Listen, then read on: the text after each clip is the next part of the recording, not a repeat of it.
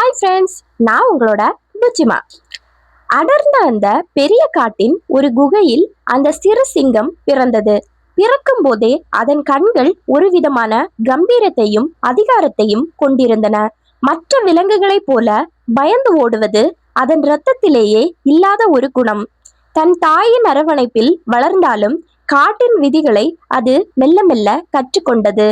காடு என்பது வெறும் மரம் செடிகள் அல்ல, அது ஒரு போராட்ட களம். ஒவ்வொரு நாளும் உயிர் பிழைப்பதே அங்கே ஒரு பெரிய சாதனையாக கருதப்பட்டது.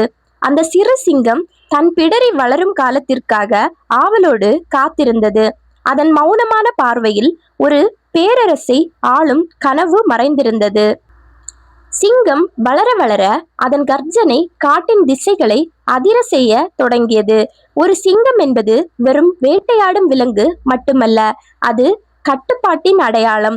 இளமை பருவத்தில் அது பல சவால்களை சந்திக்க வேண்டிய கட்டாயத்திற்கு உள்ளானது. மற்ற பெரிய சிங்கங்களுடன் மோதி தனது எல்லையை தீர்மானிக்க வேண்டியிருந்தது. காட்டில் அதிகாரம் என்பது சும்மா கிடைப்பதல்ல, அது இரத்தத்தாலும் வியர்வையாலும் பெறப்படும். ஒவ்வொரு காயமும் அந்த சிங்கத்திற்கு ஒரு புதிய பாடத்தை கற்றுத்தந்தது. வலிமையை கண்டு அஞ்சாமல் அந்த வலி தந்த பாடத்தை அது வலிமையாக பிடித்து கொண்டது. தன் கூட்டத்தை காக்கும் பொறுப்பு அதன் தோள்களில் மெல்ல ஏறத் தொடங்கியது. சிங்கத்தின் ஒரு நாள் என்பது அதிகாலையிலேயே வேட்டையுடன் தான் தொடங்கும். அதன் பாய்ச்சலில் ஒரு மின்னல் வேகமும் பிடியில் ஒரு இரும்பு உறுதியும் இருந்தது. பதுங்கி பாய்வதில் அது ஒரு மிகச்சிறந்த கலைஞனாக காட்டில் வலம் வந்தது. தேவையற்ற சத்தங்களை அது ஒருபோதும் எழுப்புவதில்லை. அமைதியே அதன் பெரிய ஆயுதம். இலக்கை தீர்மானித்து விட்டால் அதிலிருந்து அது கவனம் ஒருபோதும் சிதறுவதே கிடையாது. தோல்விகள் வந்தாலும் அடுத்த முறை இன்னும் பலமாக பாய அது தயாரானது. காட்டின் ராஜாவாக இருப்பது என்பது மற்றவர்களை அடக்குவது மட்டுமல்ல, தன்னை தான் ஆள்வது. அந்த சிங்கம் தனது தனித்துவமான நடையாலேயே காட்டை தனது கட்டுப்பாட்டில் வைத்திருந்தது. ஒருமுறை அந்த காட்டில் கடுமையான வறட்சி ஏற்பட்டு உணவுக்கு பஞ்சம் வந்தது. நீர்நிலைகள் காய்ந்து போய் விலங்குகள் அனைத்தும் காட்டை விட்டு வெளியேறின. ஆனால் அந்த சிங்கம் தனது எல்லையை விட்டு ஒருபோதும் விலக விரும்பவில்லை. கஷ்டமான காலத்தில்தான் ஒரு தலைவனின் உண்மையான வீரம் சோதிக்கப்படும். பசியும் தாகமும் வாட்டினாலும் அதன் கண்களில் இருந்த அந்த தீ குறையவே இல்லை. மற்ற விலங்குகள் பயந்து ஓடிய போது சிங்கம் மட்டும் உறுதியுடன் அங்கே நின்றது. பொறுமை என்பது பலவீனம் அல்ல, அது சரியான நேரத்திற்காக காத்திருக்கும் வலிமை. வறட்சியையும் வென்று காடு மீண்டும் செழிக்கும். அதுவரை அது பிடிவாதமாக போராடியது.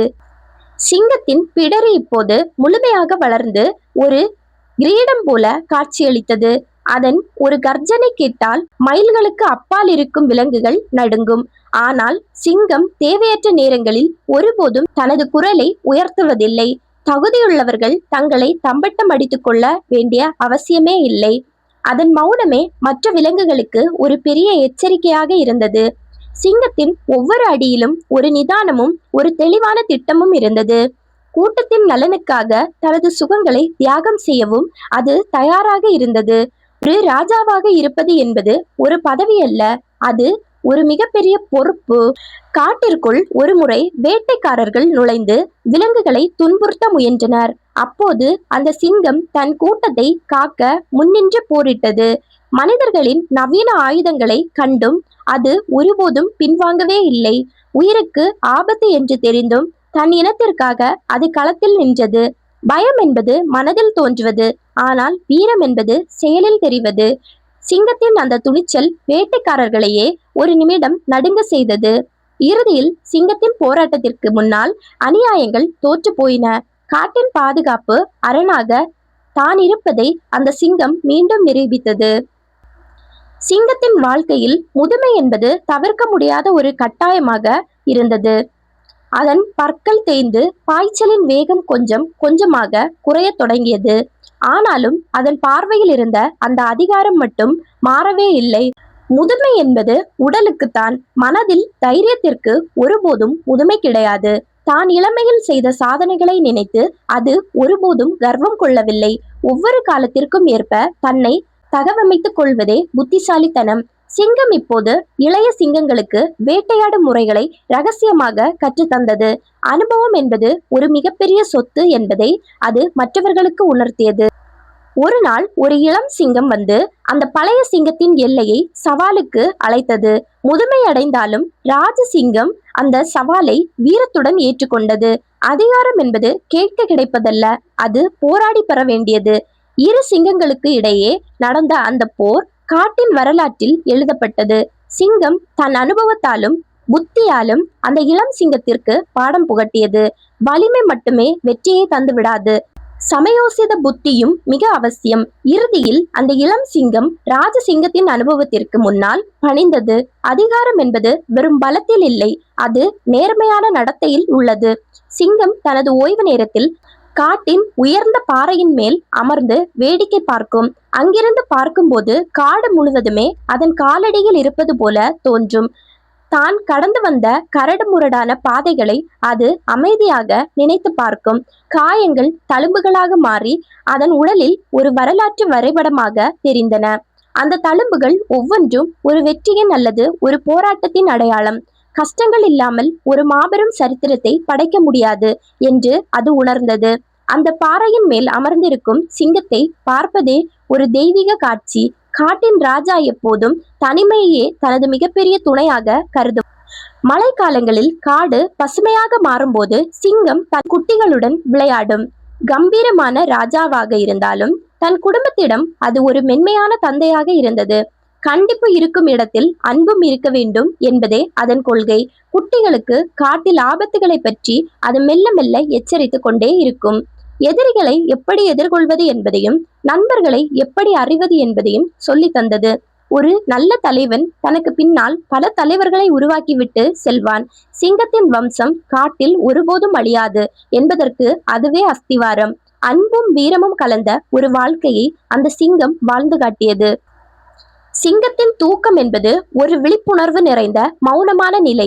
கண்கள் மூடியிருந்தாலும் அதன் காதுகள் காட்டின் ஒவ்வொரு அசைவையும் கவனிக்கும். தூக்கத்திலும் விழிப்புடன் இருப்பவனே உண்மையான பாதுகாப்பிற்கு தகுதியானவன். ஆபத்து எந்த பக்கமிருந்து வரும் என்று யாராலும் கணிக்க முடியாது. ஆனால் சிங்கம் எப்போதும் தன்னை தயார் நிலையில் வைத்திருக்கும் ஒரு போர் வீரன். சோம்பேறித்தனம் என்பது ஒரு சிங்கத்தின் அகராதியிலேயே இல்லாத ஒரு சொல். ஒவ்வொரு நொடியும் கவனமாக இருப்பதுதான் ஒரு நீண்ட கால வெற்றிக்கு வழிவகுக்கும். உறக்கத்திலும் அதன் கம்பீரம் குலையாமல் அப்படியே அந்த புல்வெளியில் கிடக்கும். காட்டில் மற்ற விலங்குகள் சிங்கத்தை பார்த்து பயப்படுவதை விட மதிக்க தொடங்கின. பயத்தால் வரும் மரியாதை தற்காலிகமானது, ஆனால் அன்பால் வரும் மரியாதை நிலையானது. சிங்கம் தன் எல்லையில் இருக்கும் பலவீனமான விலங்குகளை ஒருபோதும் அனாவசியமாக துன்புறுத்தாது. பலம் என்பது பலவீனமானவர்களை காக்க பயன்பட வேண்டுமே தவிர அழிக்க அல்ல. நீதியான ஆட்சி நடத்தும் ஒரு ராஜாவுக்கு காட்டில் எப்போதும் ஆதரவு உண்டு. காட்டின் சமநிலையை பேணுவதில் சிங்கத்தின் பங்கு மிக முக்கியமானது. அனாவசிய கொலைகளை தவிர்த்து பசிக்காக மட்டுமே அது வேட்டையாடியது. ஒழுக்கமும் நீதியும் ஒரு விலங்கிற்கு இருந்தாலும் அது போற்றத்தக்க ஒரு விஷயம். சிங்கத்தின் இறுதி நாட்கள் நெருங்கிய போது அது அமைதியாக தன் குகைக்கு திரும்பியது. தனது வாழ்நாள் முழுவதும் காட்டை ஆண்ட திருப்தி அதன் மனதில் நிறைந்திருந்தது. எதற்கும் தலைவணங்காத அந்த தலைவன் இயற்கையின் விதிக்கு மட்டும் பணிந்தான். தான் செய்த ஒவ்வொரு செயலும் காட்டின் நன்மைக்காகவே இருந்தவை எண்ணி மகிழ்ந்தான். மரணம் என்பது ஒரு முடிவல்ல, அது ஒரு நீண்ட ஓய்வின் தொடக்கம். மற்ற சிங்கங்கள் அதன் குகைக்கு வெளியே வந்து மௌனமாக அஞ்சலி செலுத்தின. ஒரு சகாப்தம் முடிவுக்கு வருவதை எண்ணி காடு முழுவதுமே அமைதியானது. அந்த ராஜ சிங்கத்தின் புகழ் காட்டின் காற்றில் என்றென்றும் வீசிக்கொண்டே இருக்கும். மறுநாள் சூரியன் உதிக்கும் போது அந்த பழைய சிங்கம் தனது மூச்சை நிறுத்தியிருந்தது. ஆனால் அதன் கர்ஜனை காட்டின் மரங்களிலும் பாறைகளிலும் இன்னும் எதிரொலித்தது. உடலால் மறைந்தாலும் அதன் புகழ் வரலாற்றில் ஒரு நீங்காத இடத்தை பிடித்தது. புதிய தலைமுறை சிங்கங்கள் அந்த பழைய சிங்கத்தின் பாதையை பின்பற்றின. வீரம், விவேகம், தியாகம் இவை மூன்றையும் அது உலகிற்கு விட்டு சென்றது. ஒரு வெற்றியாளன் எப்படி வாழ வேண்டும் என்பதற்கு அதுவே ஒரு இலக்கணம். காடு அந்த வீரனை எப்போதும் தன் நினைவுகளில் சுமந்து கொண்டே இருக்கும். சிங்கங்கள் மறைந்தாலும் சிங்கத்தின் ஆட்சி காட்டில் எப்போதும் முடிவுக்கு வராது. இந்த கதையில் வரும் சிங்கத்தை போல உங்கள் வாழ்க்கையிலும் நீங்கள் ஒரு ராஜாவாக இருங்கள். தடைகள் வரும்போது பயந்து ஓடாமல் ஒரு சிங்கத்தை போல எதிர்த்து நின்று கர்ஜனை செய்யுங்கள். உலகம் உங்களை வீழ்த்த நினைக்கும் போது உங்கள் பிடரியை சிலுப்பி மீண்டும் நிமிர்ந்து நில்லுங்கள். காயங்கள் உங்களை பலவீனப்படுத்தாது, அவை உங்களை இன்னும் வலிமையான ஒரு மனிதனாக மாற்றும். உங்கள் இலக்கை நோக்கி பாயும்போது ஒருபோதும் கவனம் சிதறாமல் உறுதியாக இருங்கள். மற்றவர்கள் என்ன சொல்வார்கள் என்று கவலைப்படாமல் உங்கள் தனித்துவமான பாதையை நீங்களே உருவாக்குங்கள். நீங்கள் ஒரு மெழுகுவர்த்தியாக இருந்தாலும் சரி, ஒரு சிங்கமாக இருந்தாலும் சரி, உங்கள் ஒளி அல்லது உங்கள் கர்ஜனை இந்த உலகை மாற்றட்டும். எதற்கும் அஞ்சாதீர்கள். உங்கள் வெற்றிக்கான காலம் இதோ மிக அருகில் வந்துவிட்டது. இந்த ஸ்டோரி உங்க எல்லாருக்கும் கண்டிப்பா பிடிச்சிருக்கும் அப்படின்னு நான் நம்புறேன். அப்படி பிடிச்சிருந்துச்சு அப்படின்னா கண்டிப்பா உங்க ஃப்ரெண்ட்ஸ், ஃபேமிலி எல்லாருக்கும் ஷேர் பண்ணி விடுங்க. இன்னொரு அடுத்த வீடியோல சந்திக்கலாம். பாய்.